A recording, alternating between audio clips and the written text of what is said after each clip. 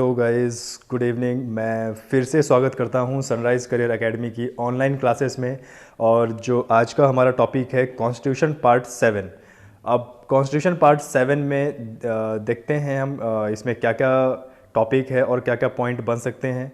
आज के जो मेरे टारगेटेड ऑडियंस हैं वो है UPSC, UP PSC, UP PCS जिसको बोलते हैं, MP PSC, UP police, UP triple SC और बाकी सारे बी ग्रेड, सी ग्रेड और ग्रुप डी के अभ्यर्थी के लिए ये वीडियो लाभदायक हो सकता है। चलिए आगे बढ़ते हैं। तो आज का जो हमारा टॉपिक है उसमें है 1919 का भारत शासन अधिनियम। इससे पहले हम देख चुके हैं 1909 का भारत शासन अधिनियम। अब जो हमारे पास आया है नेक्स्ट टॉपिक है 1919 का भारत शासन अधिनियम। एक चीज़ तो क्लियर है गाइज, चाहे वो यूपीएससी का पेपर हो चाहे वो यूपीपीएससी का हो, आपको पॉलिटी संविधान पढ़ने के लिए जितने भी अधिनियम, जैसे हमारे सिलेबस में अभी तक चाहे वो यूपीएससी का हो, पीसीएस का हो, हमारे सिलेबस में 1773 के रेगुलेटिंग एक्ट से जितने भी अधिनियम 1947 के स्वतंत्रता अधिनियम तक जितने भी अधिनियम बने हैं, ये तो हमें पढ़ने ही पढ़ने हैं और इसका एक ना एक क्वेश्चन तो आ ही जाता है फ्रिक्वेंटली। देखिए 1773 के रेगुलेटिंग एक्ट में काफ़ी सारे क्वेश्चन बन जाते हैं और 1833 के चार्टर अधिनियम एक्ट में काफ़ी सारे क्वेश्चन बन जाते हैं। तो इस तरीके से संविधान के प्रश्न तो आते ही आते हैं, लेकिन संविधान में सबसे ज़्यादा इंपॉर्टेंट कि संविधान की शुरुआत करने से पहले जितने भी अधिनियम हैं उसको जानना बहुत ज़्यादा ज़रूरी होता है। तो इससे पहले 1909 तक हमने पढ़ लिया है और आज का जो हमारा टॉपिक है 1919 का भारत शासन अधिनियम, मॉन्टेगू चेम्सफोर्ड सुधार। इसको मॉन्टेगू चेम्सफोर्ड सुधार भी बोलते हैं। अब देखिए इसमें दो आदमियों की बात की गई है। अब दो आदमी कौन कौन है? एक है मॉन्टेगू और एक है चेम्सफोर्ड। मॉन्टेगू और चेम्सफोर्ड की बात की गई है। मॉन्टेगू और चेम्सफोर्ड कौन कौन थे ये भी आपको जानना बहुत ज़्यादा ज़रूरी है। और एक चीज़ मैं सारे स्टूडेंट्स को ये बताना चाहता हूँ कि देखिए एक जो टॉपर होता है और एक जो फेल होता है उसमें एक चीज़ का अंतर होता है। वो अंतर ये है कि जो टॉपर होता है वो हर एक चीज़ को, हर एक टॉपिक को बारीकी से पढ़ता है और जो फेलियर होता है वो बारीकी से ना पढ़कर बस ऊपर ही ऊपर पढ़ लेता है, इंपॉर्टेंट टॉपिक नहीं पढ़ता है और एग्जाम देने चला जाता है। तो गाइस ऐसे नहीं चलने वाला किसी भी टॉपिक के लिए, चाहे वो भले ही ग्रुप डी का हो।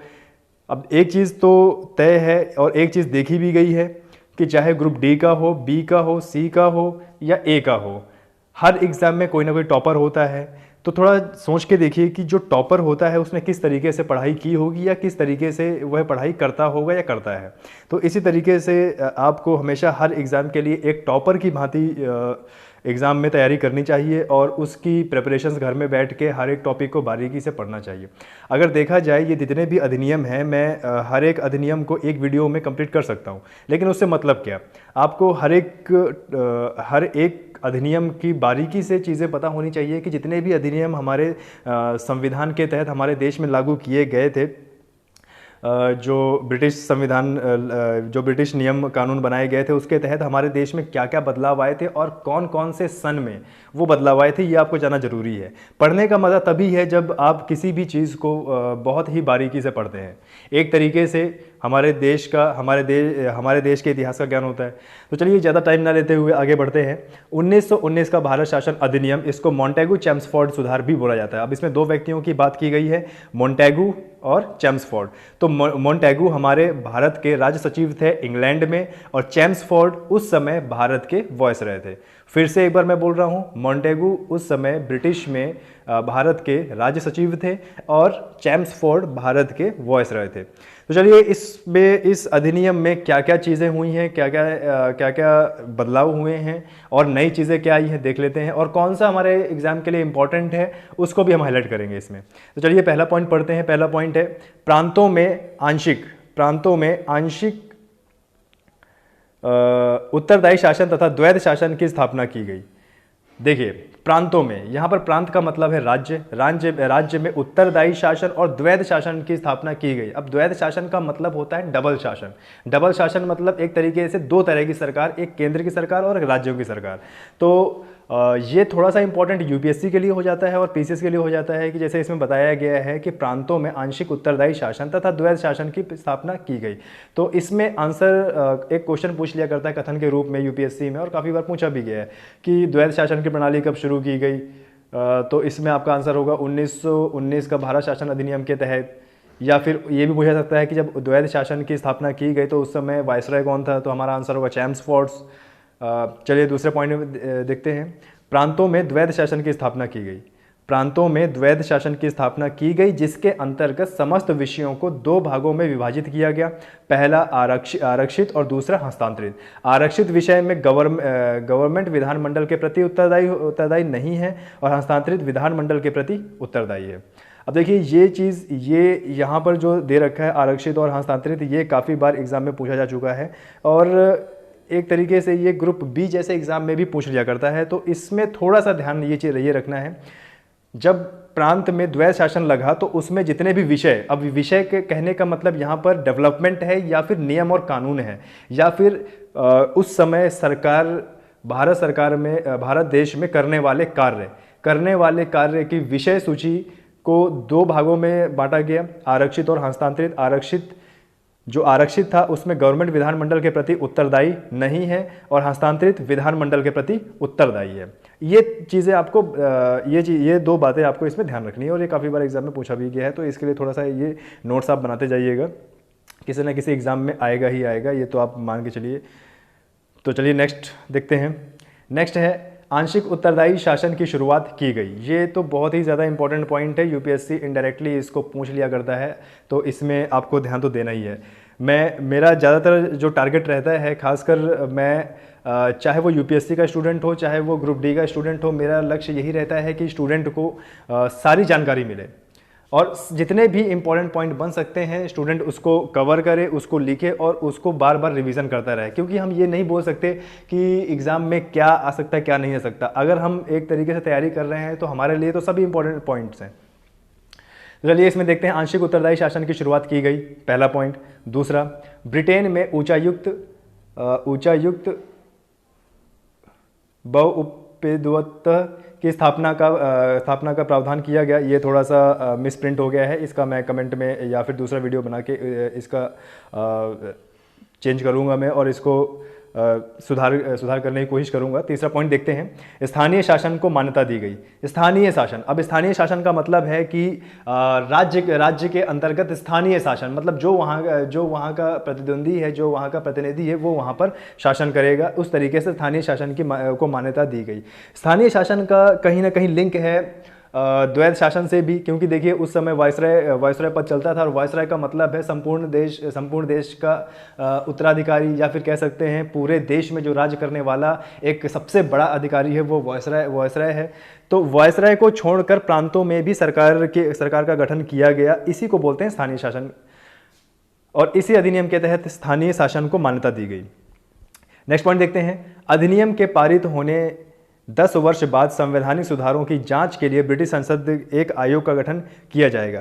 अब देखिए ब्रिटिश शासन की तो हमेशा से ये पहल रही है, हमेशा से ये इनकी एक तरीके से रणनीति रही है कि जो भी नियम कानून ये लोग हमारे देश में लागू करते थे उसको सुधार के लिए या फिर उसमें विचार विमर्श करने के लिए ये लोग टाइम दे दिया करते थे, कहीं 10 साल का कहीं 20 साल का।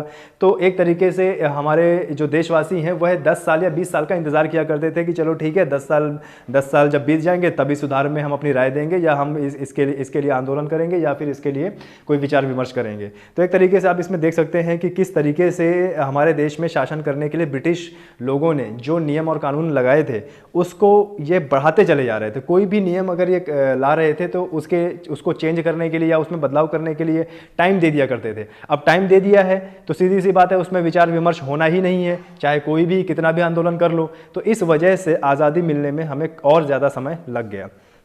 चलिए नेक्स्ट देख लेते हैं, चौथा पॉइंट, अधिनियम के पारित होने 10 वर्ष संवैधानिक सुधारों की जांच के लिए ब्रिटिश संसद एक आयोग गठन। ये तो देख लिया हमने अभी। नेक्स्ट पॉइंट देखते हैं, बाल गंगाधर तिलक ने इस एक्ट को बिना सूरज का सवेरा बताया था। अब देखिए इसमें चौथे पॉइंट को देखें कि 1919 का भारत शासन अधिनियम तो पारित कर दिया, नए रूल इसमें लगा दिए, लेकिन इसमें इन्होंने ये भी बोला कि इसमें अगर कोई बदलाव करना है तो उसमें एक आयोग का गठन किया जाएगा, वो भी 10 वर्ष बाद।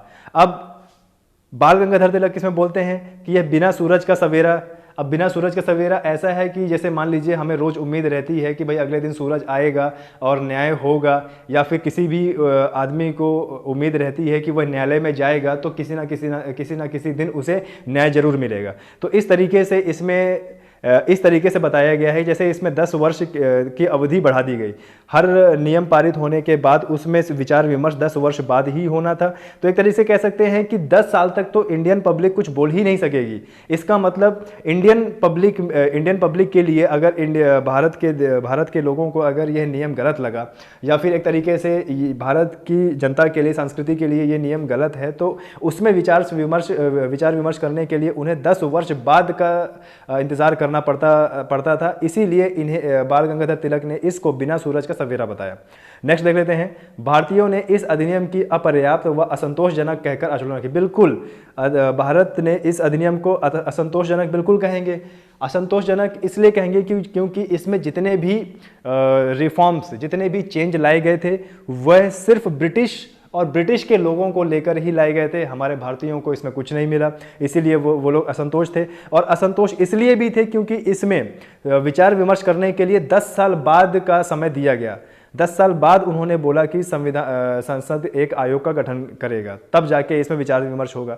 तो एक तरीके से 10 साल तक तो कोई कुछ बोल ही नहीं सकता, चुप होके बैठो और जो भी वो रूल लागू कर रहे हैं हमारे देश में उसको फॉलो करो। इस तरीके से इसको काफ़ी टिप्पणियाँ हुई और काफ़ी ज़्यादा आलोचक इसके आए। खैर आगे देखते हैं क्या क्या हुआ। तो आगे लेक्चर ही ख़त्म हो गया।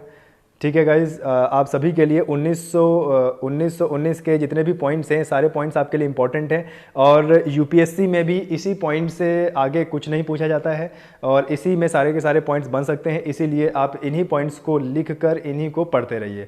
और 1919 का भारत शासन अधिनियम हमारे लिए इसीलिए इम्पॉर्टेंट है क्योंकि इसमें प्रांतीय शासन की शुरुआत हुई थी और द्वैध शासन की शुरुआत हुई थी। ये चीज़ है, तो इसीलिए हमारे लिए ये बहुत ज़्यादा इम्पॉर्टेंट है।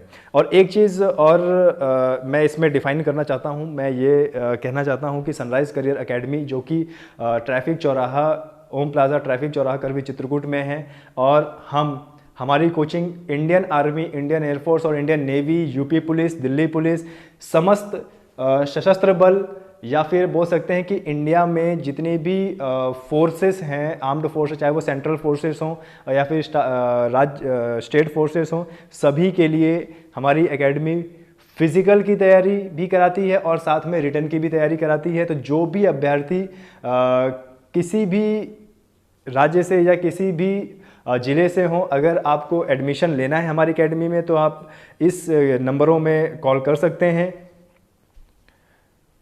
और कोई भी इंक्वायरी ले सकते हैं। Thank you very much. मैं फिर से धन्यवाद देता हूं इस वीडियो को देखने के लिए। Thank you very much. और वीडियो को लाइक करें, सब्सक्राइब करें, कमेंट करें और अपने दोस्तों में शेयर करें।